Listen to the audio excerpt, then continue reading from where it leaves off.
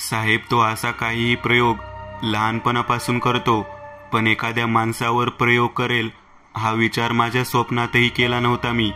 तुझ्या अति लाडामुळे वाया गेलाय तो. राकेश म्हणाला. हो साहेब, चुकले माझे खरंच. माझे शिक्षण बाजूला ठेवून त्याला शिकवला आणि त्याने असे केले. लाज वाटते मला त्याची. आम्हाला त्याचा मोबाईल हवाय. निलेश म्हणाला. सागरने त्याचा मोबाईल त्यांच्या हवाली केला. दोघे परत निघाले.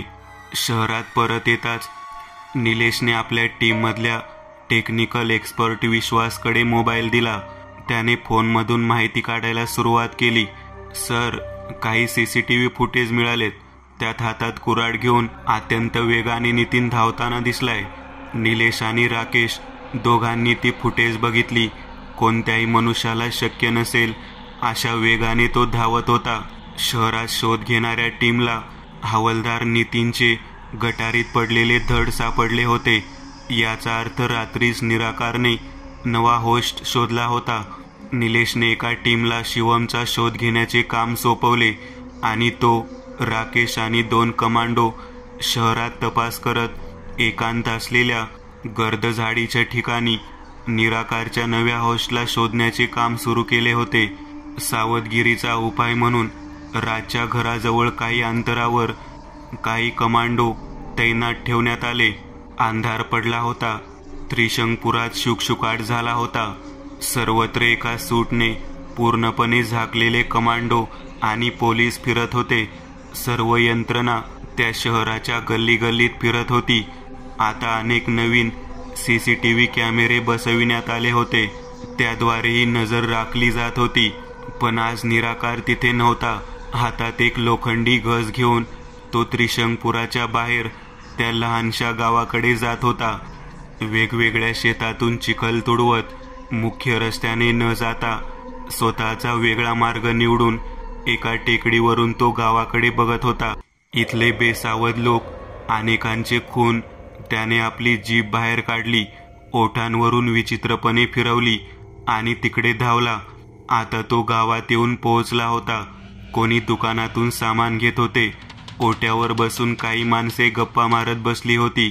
तो त्यांच्याकडे गेला. एक आगंतुक अचानक आलेला पाहून गप्पा मारणारे तिघे त्याच्याकडे बघू लागले. डोळ्यावर काळा चष्मा, पण चिखलाने माखलेले कपडे. चेहऱ्यावरून सुशिक्षित वाटत होता तो, पण चेहऱ्यावरचे निर्विकार भाव आणि हातातला गज पाहून तिघांना विचित्रच वाटले. काय पाहिजे? एकाने विचारले आणि त्याच क्षणी सर्व ताकदीनिशी जोरात त्याच्या डोक्यात त्याने गज हाणला. जोरजोरात ओरडत डोकं पकडून तो माणूस जमिनीवर लोळू लागला. बाकीचे दोघे चवताळून त्याच्याकडे धावले, पण गजाने जोरदार घाव घालून त्याने त्यांनाही जखमी केले. मग एकानंतर एक एकेकाच्या शरीरावर वेगाने गजाने घाव घालून त्याने तिघांच्या डोक्याचा पार चेंदामेंदा करून टाकला. आसपास उभ्या असलेल्या लोकांना काही समजायच्या आतच त्याने तिघांना संपवले होते. त्याने बघितले, एक अनोळखी तरुण, त्याच्या हातात गज, शरीर रक्ताने माखले होते. विचित्रपणे तोंडातून जीभ बाहेर काढली होती त्याने आणि वेड्यासारखा ओरडत त्या तिघांच्या मृतदेहावर, त्यांचा जीव केव्हाचा गेलेला असूनही गजाने त्यांच्या मृतदेहांना मारतच होता. गावातले आणखी काही त्याला पकडण्यासाठी धावले. आपल्याकडे येणाऱ्या इतक्या मोठ्या जमावाकडे पाहून तो खदाखदा हसला. एक दोघांनी कसेबसे त्याला पकडले. एकाने त्याच्या हातातून गज हिसकावून फेकून दिला, पण जोरदार हिसका देत त्याने आजूबाजूच्या लोकांना दूर फेकून दिले. त्याच्याकडे धावत येणाऱ्या एकाच्या तोंडावर हाताच्या मुठीने जोराने मारले. त्या माणसाला जणू हातोड्याचा घाव डोक्यात बसल्यासारखे वाटले आणि लगेच त्याच्या छातीवर जोरदार लाथ मारली. तो दूर फेकला गेला. त्याच्या तोंडातून रक्त वाहू लागले आणि त्याने जीव सोडला.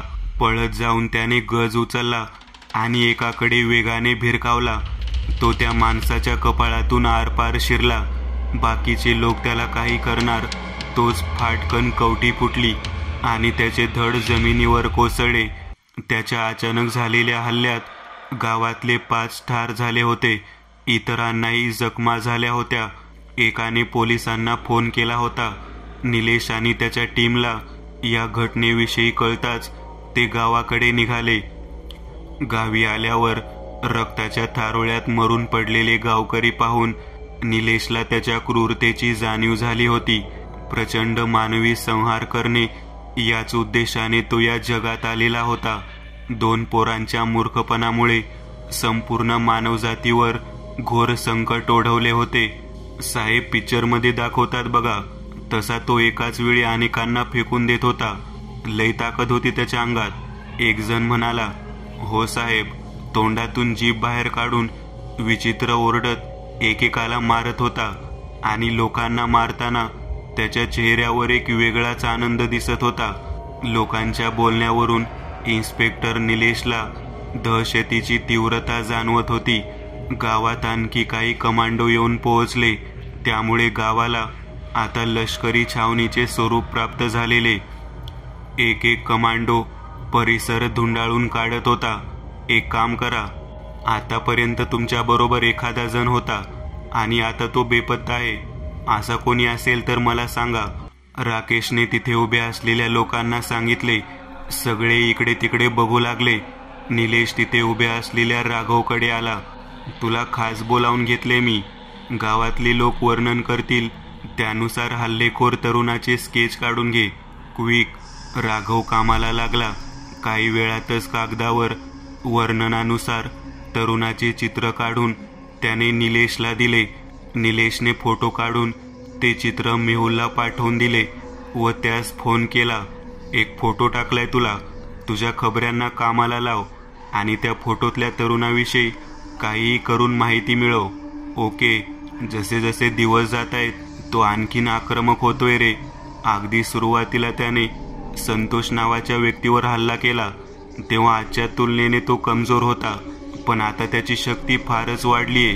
राकेश निलेशला म्हणाला, जास्त दिवस ही सारी माहिती लोकांपासून लपवून ठेवणे अशक्य आहे. जसे जसे हल्ले वाढतील तशी आपल्यावर खरी माहिती देण्यासाठी दबाव वाढत जाईल, कारण लोकांना अजूनही सत्य माहिती नाहीये की हे नेमके काय होते.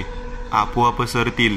निलेश चिंतित होत म्हणाला, अफवा पसरायला सुरुवात झाली आतापर्यंत. पोलिसांना अनाकलनीय वाटणारा प्रकार आहे अशी बातमी जनतेत पसरल्यावर अफवा पसरणारच. तोच एक जण येऊन म्हणाला, सर सदू आमच्या बरोबरच होता. आता इथे नाहीये तो. कुठे गेला काय माहिती. राकेश, आपले कमांडो गावात तैनात आहेतच, पण आपल्याला आता गावाच्या बाहेर जाऊन शोधाशोध करावी लागणार आहे. चला. मग सदूचा फोटो मिळवण्यात आला. निलेश, राकेश आणि 5 कमांडो सोबत घेतले आणि सगळे गाडीने गावाच्या बाहेर पडले. आता पाऊसही सुरू झालेला. इथे कच्चा रस्ता असल्याने गाडी पुढे फसण्याची शक्यता होती, म्हणून राकेशने योग्य जागा पाहून गाडी थांबवली. सगळ्यांनी डोक्यात हेल्मेट्स घातले. हे विशेष हेल्मेट असल्याने जड नव्हते. सगळे पायीच पुढे चालू लागले. शेतांमध्ये नुकतीच पेरणी झालेली दिसत होती. आसपासच्या रस्त्याच्या कडेने दाट झाडांची भिंत दिसत होती. हल्ला कुठूनही होऊ शकत होता, म्हणून अगदी सावधपणे ते पुढे चालत होते. अंगात असलेला सूट आणि डोक्यात चेहरा संपूर्ण झाकून टाकणारे हेल्मेट असल्याने सर्वांना गुदमरल्यासारखे वाटत होते. अचानक दूर कुठेतरी ओरडण्याचा आवाज ऐकू आला, पण आवाजाची नेमकी दिशा समजत नव्हती. ते पुढे वेगाने पावले टाकीत चालू लागले. पायाला चिखल लागल्याने पायही पटापट उचलता येणार. अर्थात अशा परिस्थितीचे त्यांनी ट्रेनिंग घेतलेले होतेच. आवाज जवळजवळ येऊ लागला होता. त्या सर्वांकडे प्रकाशाची साधने होती. मध्येच वीज चमकून संपूर्ण परिसर उजळून जात होता. त्यांना दिसले एक जण त्यांच्याकडे धावत येत होता. त्यांनी त्याच्यावर बंदुका रोखल्या, पण हा हल्लेखोर होता की जीव वाचवून पळणारा याचा उलगडा होत नव्हता. पण लवकरच त्याच्या मागे हातात कुऱ्हाड घेऊन ओरडत येणारा एक जण पाहून त्यांना खरा हल्लेखोर कोण आहे हे समजले. तो माणूस त्यांच्या आड जाऊन लपला. फायर! निलेश ओरडला. तशी सर्वांनी फायरिंग सुरू केली. लवकरच धावत येणाऱ्या व्यक्तीच्या शरीराची चाळणी केली त्यांनी आणि फाटकन डोके फुटून त्याचे धड जमिनीवर कोसळले. सगळे पळत पळत मृतदेहाजवळ आले. धड पडलेले दिसत होते. त्याच्या मानेच्या भागातून वाहणारे रक्त चिखलात मिसळले जात होते. साहेब, माझा अख्खा परिवार डोळ्यासमोर मारला हो याने. माझी कुऱ्हाड बाहेर पडलेली होती. बायको, एक लहान पोरगा, म्हातारे आई वडील, सगळ्यांच्या शरीराची अक्षरशः खांडोळी केली हो याने. मी काय करू जगून? रडत रडत तो चिखलात बसला. धीर धरा, स्वतःला सांभाळा, त्याला खांद्याला धरून उभे करत राकेश म्हणाला. तो माणूस ढसाढसा रडतच होता. त्याची समजूत तरी कशी काढू शकत होता राकेश? डोळ्यासमोर आपला सर्व परिवार नष्ट होताना पाहिला होता त्याने. अचानक त्याला उलट्या होऊ लागल्या. निलेशला याचा अर्थ समजला, पण तो काही करणार. तोच राकेशच्या छातीवर जोरात लाथ घालून त्या माणसाने त्याला चिखलात पाडले. बाकीच्या काही करायच्या आत प्रचंड वेगाने तो गर्द झाडीत शिरला. राकेश उठून उभा राहिला. सगळेच हातातल्या गन्स रोखत तिकडे धावले. झाडीत शोधाशोध केली, पण तो केव्हाचाच इथून दूर गेला असावा. आपल्याला लक्षात कसे आले नाही की स्पेशल सूटमध्ये असल्याने निराकार आपल्याला इन्फेक्ट करू शकत नव्हता. पण वेळीच याला दूर नेले असते तर हा वाचला असता. निलेश चिडून म्हणाला. पण पाहिलेस ना त्याचा वेग किती प्रचंड आहे ते. शिवाय आपल्याला काही कळायच्या आत सारे घडले, राकेश म्हणाला. निलेशने फोन करून आणखी कमांडो बोलावून घेतले व सगळ्यांनी सारा परिसर पुन्हा पिंजून काढला, पण तो कुठेही सापडला नाही. सकाळ झाली. पहाटेच निलेश आणि राकेश शहरातल्या विश्रामगृहात परतले होते. रात्रभर जागेच होते ते. डोळ्यासमोर डोक्याच्या चिंध्या झालेले त्यांनी बघितले होते आणि तेच दृश्य पुन्हा पुन्हा डोळ्यासमोर येत होते. आता मी जगून काय करू म्हणणारा माणूस आणि पुढच्या क्षणी निराकारचा होस्ट बनलेला तो, सारेच मनाला विचलित करणारे. त्याच्या घावाने तर अजूनही राकेशच्या छातीत वेदना होत होत्या. अंगावर स्पेशल सूट होता म्हणून बरे, नाहीतर छातीला गंभीर दुखापत झाली असती. फोनच्या आवाजाने निलेशची विचार शृंखला तुटली. फोन मेहुलचा होता. तू मला फोटो टाकलास. त्याचे नाव सचिन होते. काल सायंकाळी बेपत्ता झालेला तो. काल सायंकाळी? होय. आणि हवालदार नितीनचा मृतदेह केव्हा मिळाला आपल्याला? दुपारी 1 वाजताच्या आसपास. सचिन 5 वाजता बेपत्ता झाला आणि नितीनचा मृतदेह 1 वाजता सापडला. म्हणजे 1च्या आधीपासून तो तिथे पडलेला असावा आणि आपल्याला उशिरा सापडला. दरम्यानच्या काळात त्याने कोणाला होस्ट बनवले होते मग? आम्ही आसपासचा सगळा परिसर पिंजून काढलाय. कुणाचाही मृतदेह मिळाला नाही. निलेशच्या डोक्यात वीज चमकली.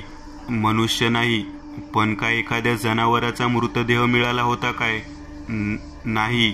निलेशचे बोलणे ऐकताच राकेशनेही त्याच्याकडे बघितले. निलेशच्या मनातलाच विचार त्याच्याही मनात आला होता. मेहुल, माझ्या लक्षात आले, तो नक्कीच कुत्र्यासारख्या प्राण्यालाही आपला होस्ट बनवत असेल. कारण मानवी रूपात राहिल्यास सहज पकडले जाण्याची भीती असते. कुत्र्याचा वापर वेक्टरसारखा करत असेल तो, पण त्यांना काही करत नाही. एखादा माणूस दिसला की सायंकाळी त्या कुत्रा किंवा इतर कोणत्या ज्या जीवाच्या शरीरात राहत असेल त्याच्या शरीरातून बाहेर पडून तो मनुष्याला होस्ट बनवत असेल. मग आता काय करायचे? त्याचेही काहीतरी करूच. पण शिवमचा शोध घ्यायला सांगितले होते. त्याचे काय? काहीही माहिती मिळाली नाहीये. बरं, आता मी जे सांगतो ते कर. त्याच्याशी बोलून निलेशने पलंगावर अंग टाकले. 2 तासाचा अलार्म लावून त्याने डोळे मिटले. राकेशनेही जरा आराम करायचे ठरवले. 1-2दा अलार्म बंद करून एकदाचा निलेश उठला. राकेश अजूनही झोपलेलाच होता. मग जरा फ्रेश झाल्यावर तो बाहेर जाण्यासाठी निघाला की तोच मोबाईल वाजला. मेहुलचा फोन होता. त्याच्याशी बोलून झाल्यावर लगेचच त्याने राकेशला उठवले. त्यानेही घाईघाई तयारी केली आणि दोघे निघाले. अरे यार, नेमके काय झाले हे तरी सांग. एक लीड मिळालीये. जवळजवळ केस सॉल्व्ह झालीच म्हणून समज. काय बोलतोस? म्हणजे निराकारच्या अंताचा बंदोबस्त झालाय? नाही, पण त्याच्या जन्माबद्दल नक्कीच समजेल. यार, कन्फ्यूज नको करूस. मी विचार करत होतो की शिवमने प्रयोग करायचे का ठरवले असेल. बरं, त्याची प्रवृत्ती तशी होती असे मानू, आले असेल त्याच्या मनात, पण एखादे रसायन पाजण्याची काय गरज होती? जर त्याला प्लासिबो इफेक्ट चेक करायचा होता तर तो साध्या पाण्यात रंग मिसळून त्याला प्यायला देऊ शकत होता. पण त्याने राजला सांगितले होते की एक रसायन आहे, त्याच्या घरी पडलेले असेल एखादे औषध. त्याने राजला खोटे सांगितले असेल हे रसायन आहे म्हणून. छे छे, अनावधानाने का असेना त्याने रसायनी शब्द वापरला होता. माझ्या डोक्यात वीज चमकली. जरी विवेकने आपल्या मनातल्या तीव्र इच्छेमुळे त्या जीवाला जगात आणले असेल तरी या त्या रसायनाची भूमिकाही आहेच. म्हणजे राकेशला काहीही समजत नव्हते. ते दोघे कॉमर्स शिकतायत, रसायनांशी त्यांचा संबंध नाहीये. पण लक्षात घे, त्याच्याकडे रसायन आले ते आले नव्हते तर त्याला देण्यात आले होते. तेही त्याच्या भावाने सागरने दिले होते. काय? होय, काल मी मेहुलला यासाठीच गुप्तपणे सागरच्या शिक्षणाची माहिती काढायला सांगितली होती. Guess what? त्याने रसायनशास्त्रात डिग्री मिळवलीये. बापरे, पण तो तर. होय, त्याने खोटे सांगितले आपल्याला. एव्हाना ते सागरच्या शेतात येऊन पोहोचले होते. दोघे गाडीतून उतरले. साहेब, माझ्या भावाबद्दल काही माहिती मिळाली? नाही, पण तुझ्याबद्दल बरीच माहिती मिळालीये. म्हणजे मला काही समजत नाहीये. म्हणजे तू तुझ्या स्वतःच्या भावाला शिकवण्यासाठी स्वतःचे शिक्षण सोडलेस? हे कितपत खरं हे आम्हाला समजले. निलेशच्या या वाक्याबरोबर त्याच्या चेहऱ्यावरचा रंग उडाला.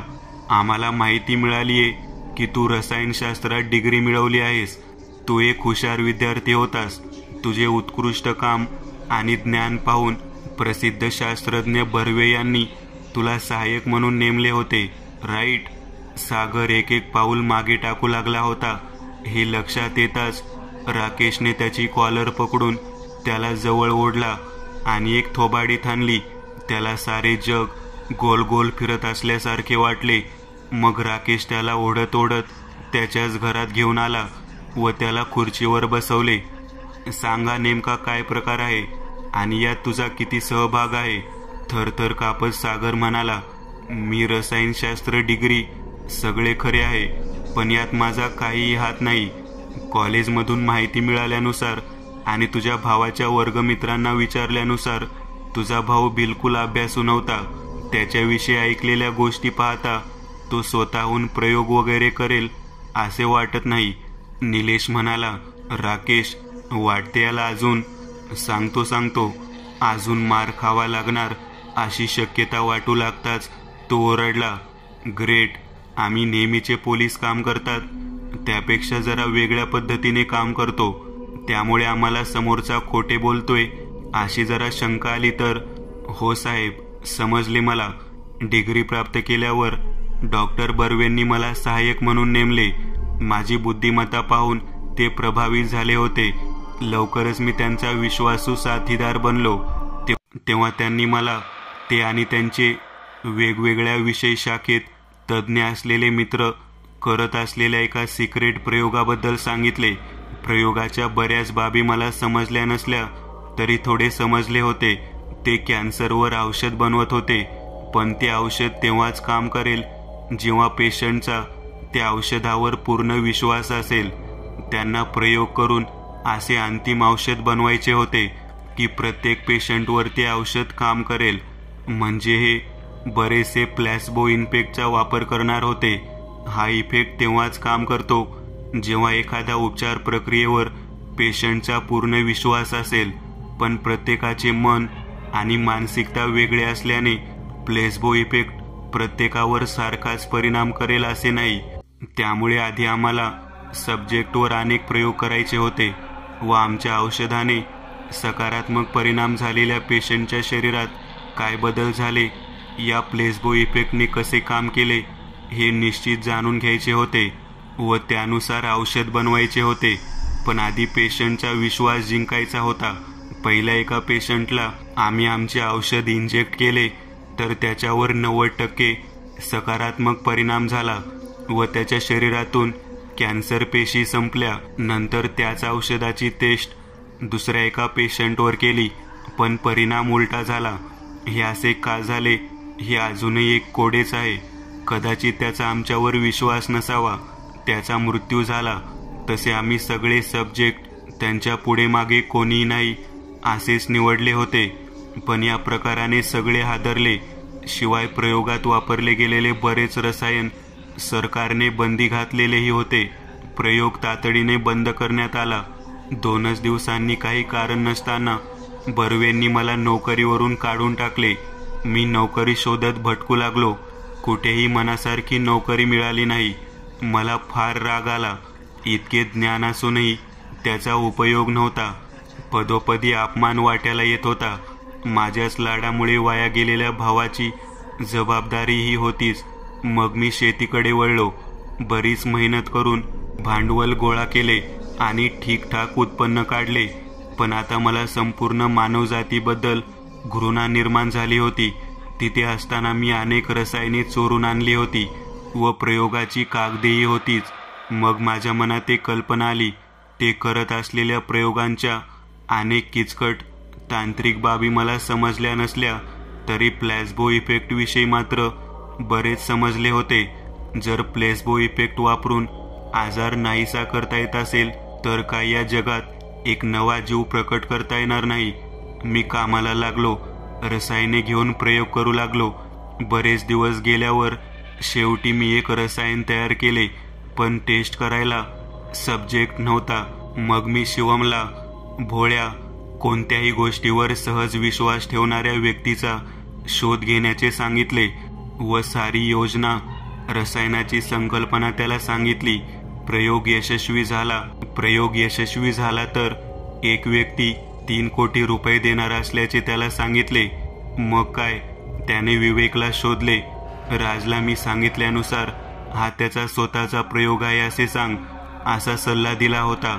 कारण मला जरी या जगात एक अज्ञात जीव आणून विध्वंस करायचा असला तरी कोणत्याही अडचणी सापडण्याची माझी इच्छा नव्हती व स्वतःचे नाव येऊ द्यायचे नव्हते. मग मी सांगितल्यानुसार त्याने सगळे केले आणि एक अज्ञात जीव या जगात अवतरला. मी खुश आहे. यात माझा हात आहे ही माहिती कुणाच्याही हाती लागणार नाही यासाठी मी प्रयत्न केले, पण सापडलो. आता आयुष्यभर जेलमध्ये राहावे लागले तरी चालेल, पण या स्वार्थी आणि शक्तिशाली समजणाऱ्या मनुष्यांना त्यांच्यापेक्षा कैक पटीने शक्तिशाली जीव या जगातून नाहीसे करणार आहे. जरी पूर्णतः करू शकला नसला तरी मनुष्याला निदान आपल्यापेक्षाही शक्तिशाली जीवही असू शकतात याची जाणीव तरी होईल. तो थंडपणे म्हणाला, मूर्ख आहेस तू. मोजक्या लोकांनी तुझ्याशी वाईट व्यवहार केला म्हणून काय तू त्या चष्म्यातून सगळ्या जगाला बघणार आहेस? निलेश म्हणाला, असतील चांगले लोक, मी काय करू मग? मला गरज असताना चांगले माणसे कुठे दडून बसले होते त्याच्याशी वाद घालण्यात अर्थ नव्हता. शिवम कुठे आहे? खून केला मी त्याचा. त्याच्या शरीराचे तुकडे इथे माझ्या शेतातच गाडले मी. त्याचा क्रूरपणा पाहून दोघांना खूप चीड येत होती, पण कसे बसे ते स्वतःवर ताबा ठेवत होते. आणि तुम्ही दोघे कोणीही असाल, लक्षात ठेवा, तुम्ही त्याला हरवू शकणार नाही. विवेक मरताना प्रचंड मानसिक वेदना घेऊन वारला होता. हा जीव त्याहूनही अधिक वेदना माणसांना देणार आहे. बघूच कसे थांबवता त्याच्या दहशतीला तुम्ही ते. त्याची कॉलर पकडत निलेश म्हणाला, त्याचा अंत जवळ आलाय. डोक्यात घट्ट बसव हे की आम्ही त्याला हरवणार. तो विकृतपणे हसत होता. त्याला अरेस्ट करण्यात आले. बाकीच्या टीमला बोलावून शिवमच्या शरीराचे तुकडे मिळवण्यात आले आणि पुढची कायदेशीर प्रक्रिया करायला त्यांनी सुरुवात केली. सागरच्या विकृतपणाच्या गोष्टी ऐकून राकेश व निलेश दोघांना कसे तरीच वाटले होते. त्याने आपल्या बुद्धिमत्तेचा वापर मानवी संहारासाठी केला होता. जर विधायक कामांसाठी केला असता तर चांगले संशोधन करून त्याने किती लोकांचे जीव वाचले असते. सागरने आपला गुन्हा कबूल केलेला असला तरी अजूनही निराकारला कसे हरवावे हा प्रश्न अनुत्तरित आहे. त्याने सांगितलेली कोणतीही माहिती त्यास हरविण्यासाठी कामात येणार नाही. राकेश म्हणाला, खरे तर हे स्वतः सागरलाही माहिती नाहीये. यदा कदाचित त्याचे हृदय परिवर्तन झालेच आणि त्याने त्यास हरविण्याचे ठरवले तरी तो काहीही करू शकणार नाही. पण त्याची नक्की सुरुवात कशी झाली याचा उलगडा होणेही गरजेचे होते. शिवाय डॉक्टर बर्वे आणि इतर मंडळींना देखील ताब्यात घेतले जाईल, कारण माझ्या मते ते अजूनही गुप्तपणे अवैध प्रयोग करत असावेत.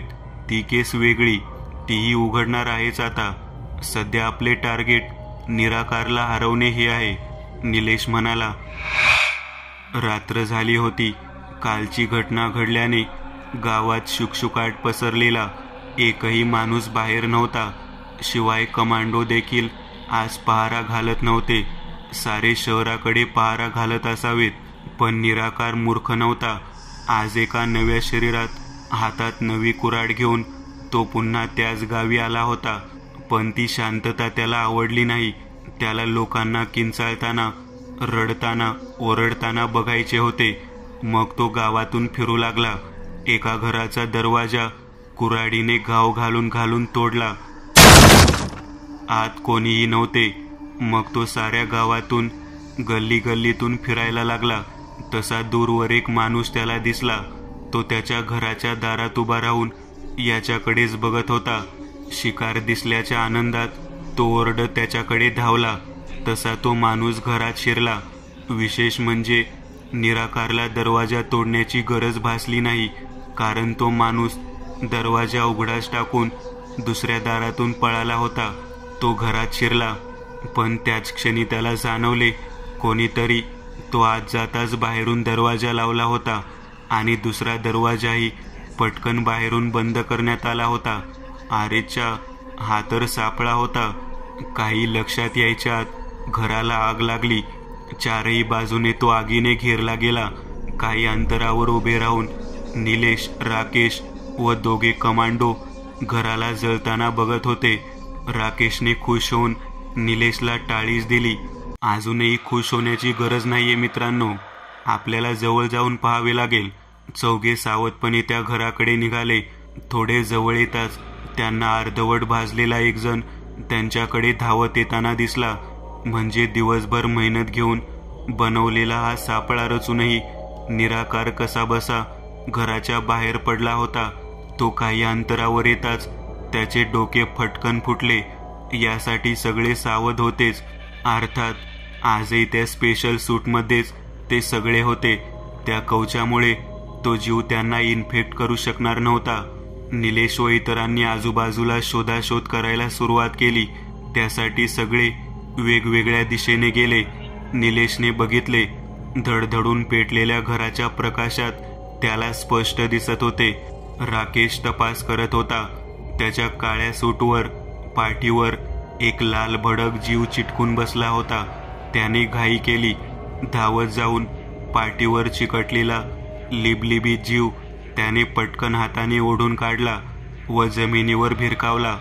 जमिनीवर पडताच त्या गोळ्याने ऑक्टोपस सारखा आकार घेतला आणि हल्ला करायच्या पवित्र्यास सज्ज झाला.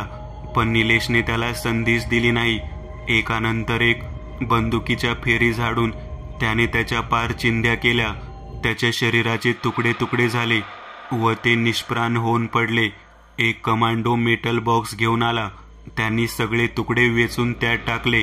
तो पुन्हा जिवंत होण्याची शक्यता नाकारता येत नव्हती. किंवा जर त्याच्या शरीराचे एक एक तुकडे वेगवेगळ्या निराकारात बदलू शकत होता, काहीही घडू शकत होते. म्हणून त्याच्या तुकड्यांना कैद करून ठेवणे हा एकमेव खात्रीचा उपाय वाटत होता. तो आज या गावात पुन्हा हल्ला करणार याची कल्पना निलेश आणि टीमला होती. म्हणून दिवसा सारे गाव रिकामे करण्यात आले. कमांडो देखील निलेशने सोबत कमीच ठेवले. गावात असलेली शांतता पाहून निराकार निर्धास्त झाला आणि अलगद सापळ्यात अडकला. आता त्या लोखंडी बॉक्सला अत्यंत शास्त्रीय दृष्ट्या नष्ट केले जाणार होते, जेणेकरून त्याच्या सर्व पेशींचा विनाश व्हावा. त्यासाठी तो बॉक्स लॅबला पाठवण्यात आला. दोस्त, तुझे लक्ष गेले नसते तर हेल्मेट काढल्यावर त्याचा पुढचा होस्ट मीच होतो, राकेश निलेशचे आभार मानत म्हणाला. भयंकर होता हा जीव खरंच. त्या जीवाच्या बऱ्याच बाबी आपल्यासाठी कायम रहस्य बनून राहतील, पण मनुष्य जातीला आपण मोठ्या संकटापासून वाचवले याचे समाधान वाटते. निलेश म्हणाला. सगळे त्या गावातून परतीच्या प्रवासाला निघाले.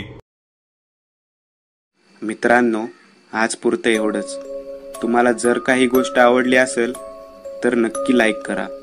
तुमच्यापैकी बरेचसे जण व्हिडिओ लाईक न करताच पळून जातात, पण हा जर व्हिडिओ तुम्ही लाईक केला तर मला जरा बरं वाटेल आणि असेच भारी भारी व्हिडिओ बनवायची माझ्यात एनर्जी येईल. त्यामुळे नक्की लाईक करा आणि अजूनही कोणी या चॅनलला सबस्क्राईब केलेलं नसाल तर लगेच सबस्क्राईब करून टाका आणि बाजूची घंटी ती मात्र दाबायला विसरू नका. देवाची घंटी आहे ती. चला तर मग पुन्हा भेटूया अशीच एक आगळी वेगळी गोष्ट घेऊन पुढच्या